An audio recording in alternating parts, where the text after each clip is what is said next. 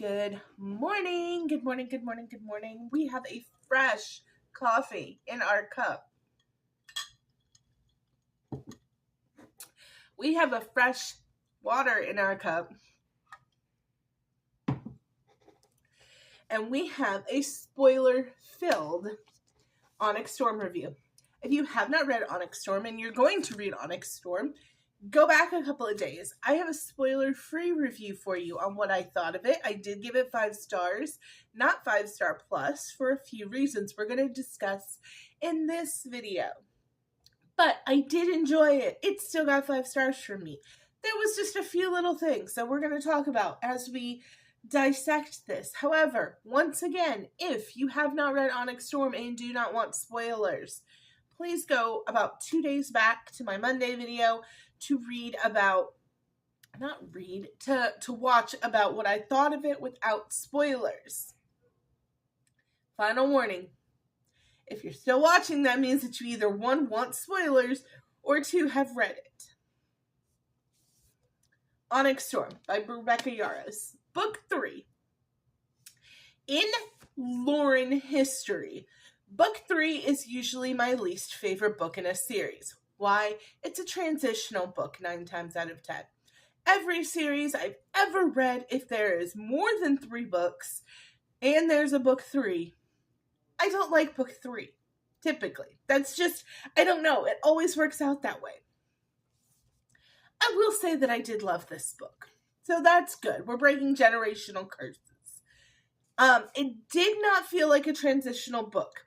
A lot of things happened, people died, and I did not feel like she's just trying to get us from point A to point B. I say that though, but the ending pissed me off. Let's dissect. Starting at the beginning, we pick up immediately, and I mean immediately, where we left off in Iron Flame. So, if you are doing a reread of Fourth Wing and Iron Flame, or you are reading them for the first time due to the coming out of Onyx Storm, you can transition from Iron Flame to Onyx Storm very smoothly. There's no time jump. There's no anything. It is bam and then bam. It's like flipping one page to the next. I love when series transition that smoothly.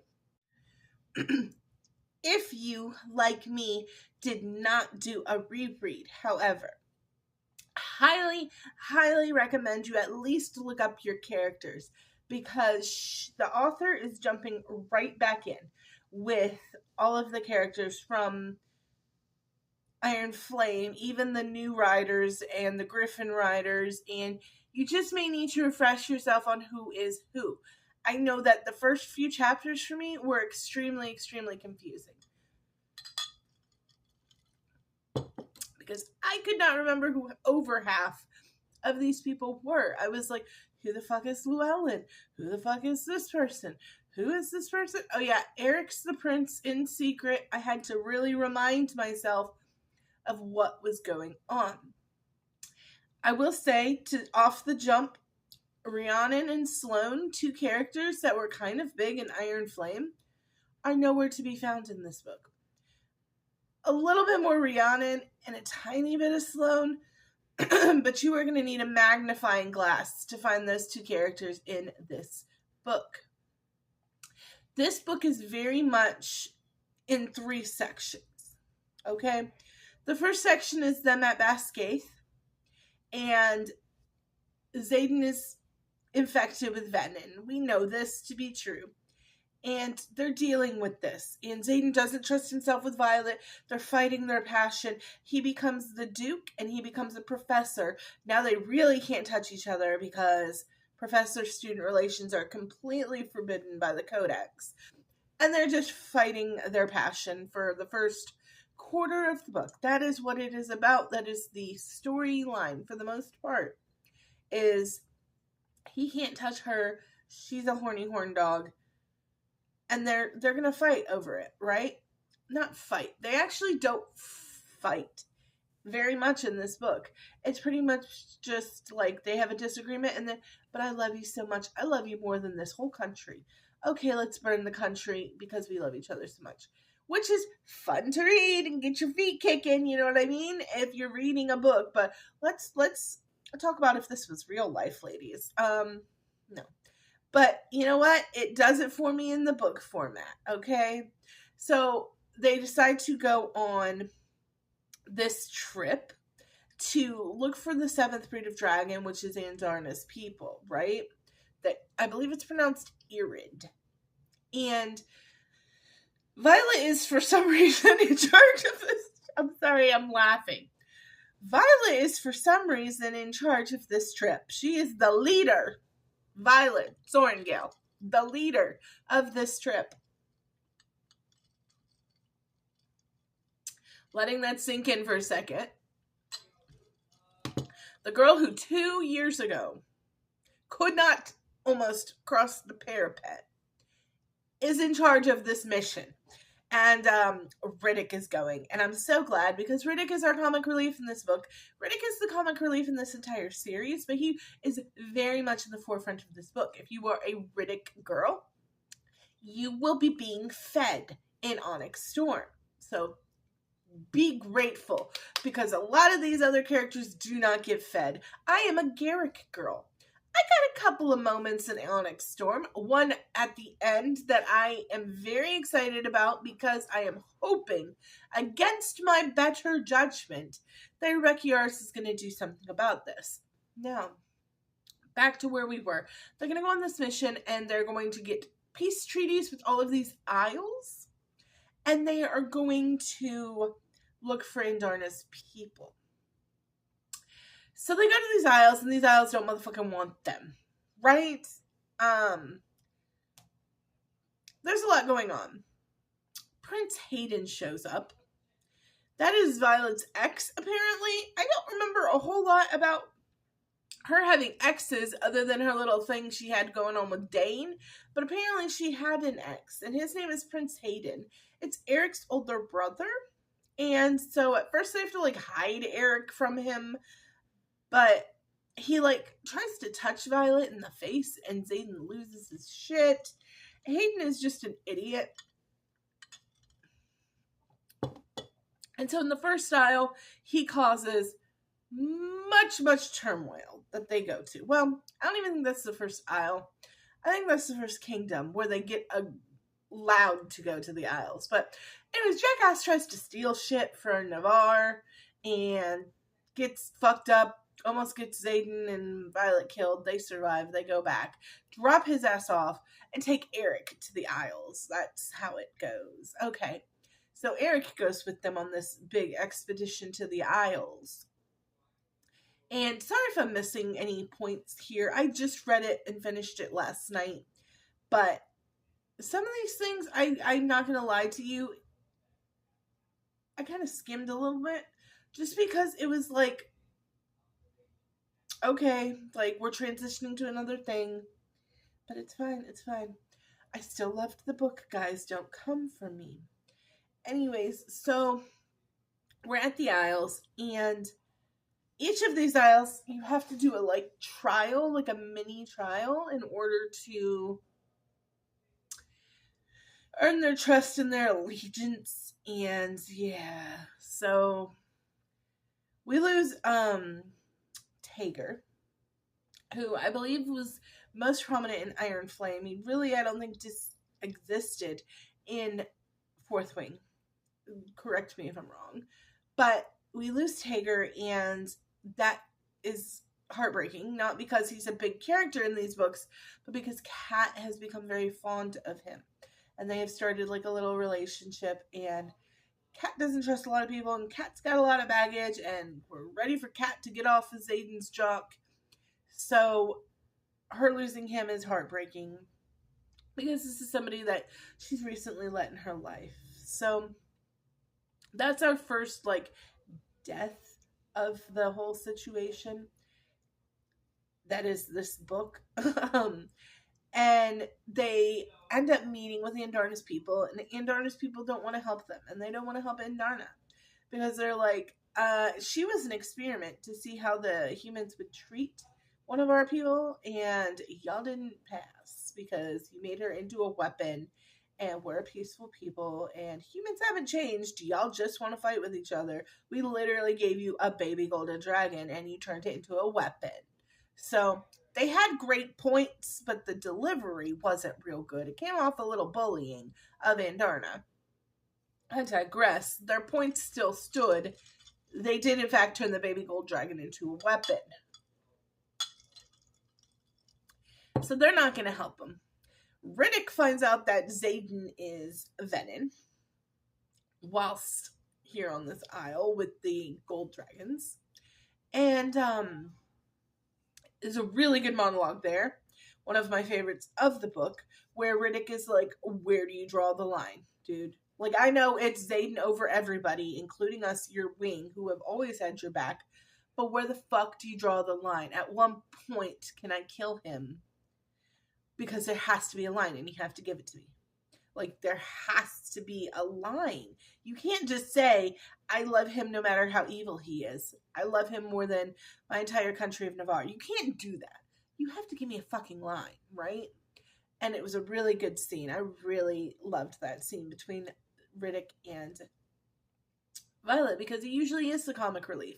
So to see him giving her shit that she needs to be given, then it's I like to see it. So they go back and have failed because they don't have Andarna's 7th breed. They do have one isle that agreed to help them. The one that killed Traeger, actually, has agreed to help them because they didn't flip out when they killed Traeger. It was like a weird gift opening ceremony, and one of them, the one Traeger got, was an arrow through the heart. But they got a kitten too, so that's fun. And they get back to Bascaith, and Xaden is just being Xaden. He's pulling away. I'm no good for you. You can have better, and yada yada yada. Well, not even you can have better. I just think you'd flip out if she tried to have better. Just, I'm not good for you. So then they go. Well, she goes to Aredia to learn ruin lakescaping, learn ruin drawing, right? It's apparently a class of Bascaith. And so she goes there, and of course Xaden comes to her there. And they have a scene in the bedroom, chapter 50. Very similar to the scene that they had in Aretia a little bit, in Iron Flame, with the throne, my chair, my woman. This was your hot scene for this book, where she's in an armchair. And I actually just saw a TikTok where a girl was like, this is how it was done, because I guess people were struggling to imagine how it was done. My imagination was correct, okay? I didn't need her video. It confirmed some things for me, but I knew exactly in the description how it was done. And so that's great. It's the hot scene of the book. There's usually, some mild spice throughout, and then there's like that one scene, and this is that one scene, chapter 50 in Onyx Storm. You got shadows holding your wrists down, you got a chair and some sitting.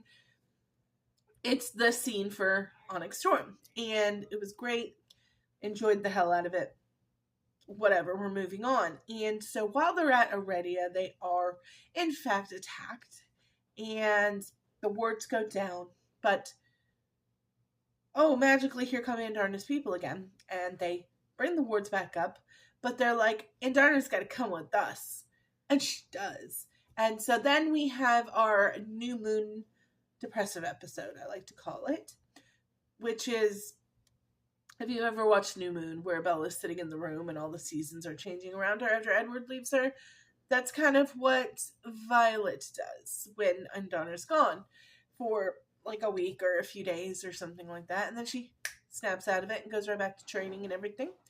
And yeah, then we have a massive battle with the Venin Riders. Cannot think of the lead lady's name. There's a lot going on in this book. There's some family stuff with their grandmother. Oh, there's the Temple of Dune, where we find out that Violet's parents took her there as a baby to dedicate her, I guess, because they thought that it would save her because she was a sickly child. That's why she has the gray streak in her hair. And Eric apparently is able to read people, like tell the future of exactly what's going to happen. Not just like Melgren with battles, but like in all things. It was a large amount of information dumped there at the end. Theo something is the main evil chick's name. I cannot remember it. But Violet ends up killing her with a dagger of Dune that Eric sends her because the god Dune is just, he helps his servants and she's considered one of them. I hope we dive more into that in the next book. So there's that's happening. And the big thing that, I mean, the really only thing I cried about in this book is that Quinn does in fact lose her life in that final battle.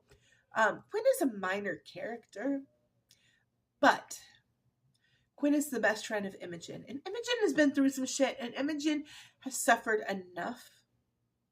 And there's a really, really heartbreaking scene where Quinn is dying, and they're talking to each other, and Quinn knows she's dying, and she's telling Imogen that she's scared. And Imogen is like, don't be scared. Like, my mom and sister are waiting for you. I've told them all about you. And Quinn's like, you told them about me? And it's just a heartbreaking scene. And so Quinn does die there. And then here comes Garrick, and he is physically pulling Imogen because the fight is still going on. We do find out what Garrick's signet is there, which is that he is a distance jumper. Like, he can jump from place to place and things like that. And so that's really cool. But he pulls Imogen off of Quinn, and he's like, we have to go. And, you know, there's so much tension in history between Imogen and Garrick that I want to see come to a head. And we actually get this chapter in Imogen's point of view, by the way. So that's exciting. And I really, really, really, really, really want an Imogen and Garrick book, like a sub-series. Because Rebecca says she's working on a secret project. Now, what do I think that secret project is the script for the TV show. Whatever. What I wish that secret project was is a sub-series. With these more minor characters getting their front, like, getting the flowers that they deserve, if you would. I would love a Garrick and Imogen book. I would love a Sawyer and Yesenia book. I would love a whole Riddick book. I would love a Rhiannon book. Like, that's what I want. But nobody's asking me, so we'll see how far we get. But, so, Garrick and Imogen have a little bit of a moment because he assists her. And I really, really, really want her to do something with that. On page, not in the background where it just says, you know, Violet and Zayden notice that Imogen and Garrick are together now. That's not what I want. I want an in-depth look into what that looks like a whole book, maybe. And so, yeah, that happens, and I'm bawling hysterically, and then Zayden helps defeat a bunch of stuff, and he goes full venom, and Violet, like I said, kills the main bad chick, and she, like, kind of passes out. Oh, she does that thing where with the lightning, she does herself and burns out. And then she wakes up in Aredia. And she doesn't have a whole lot of memories of the last 12 hours, but Brendan and Mira are there, and they're going back and forth, and it appears by the last page of Onyx Storm that her and Zayden have gotten married. I have thoughts about that. If she can't remember why, was she drugged? Was she a willing participant in this marriage? I don't know, guys. I didn't love the ending. In fact, I hated the ending. But everything else was pretty good, enough for me to still give it 5 stars. If I'm being bluntly honest, it was probably a 4.5, but I did love it, so I don't want to do that. I'm giving it 5. It was really good. It was a lot going on. We got a lot of Riddick, got a little more Garrick. Oh my god, chapter 35.